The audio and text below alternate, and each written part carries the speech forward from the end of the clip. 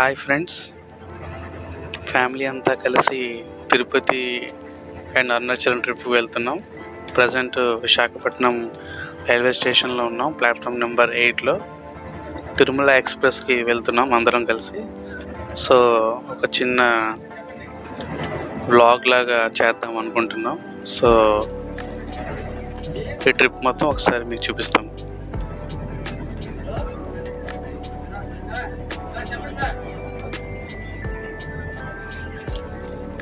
So family అంతా కలిసి first AC book చేసుకున్నాం. ఫస్ట్ ఏసీలో మొత్తం క్యూబికల్స్ అవి కూడా మీకు చూపిస్తాను సరే.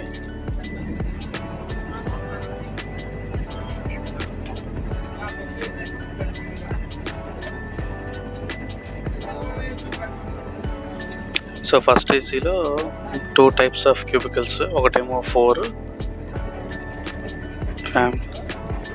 ఒక క్యూబికల్ ఏమో 4 ఉంటాయి, ఒక క్యూబికల్ ఏమో 2 ఉంటాయి. 4 క్యూబికల్స్ అండ్ 2 క్యూబికల్స్.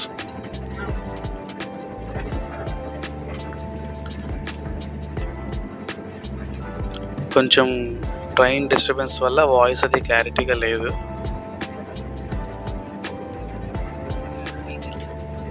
సో ఇది ఈ క్యూబికల్ ఏంటంటే 2 సీట్స్ క్యూబికల్. సో ఫస్ట్ ఏసీలో 2 క్యూబికల్స్ ఇవి. అలాగే 4 సీట్స్ కూడా ఉన్నాయి. ఆ ఫ్యామిలీ అంతా అక్కడ కూర్చున్నారు.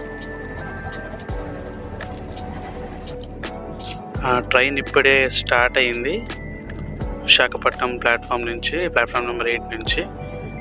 సో ముందు చెప్పినట్టు అందరం కూడా ఫస్ట్ ఏసీ బుక్ చేసుకున్నాం.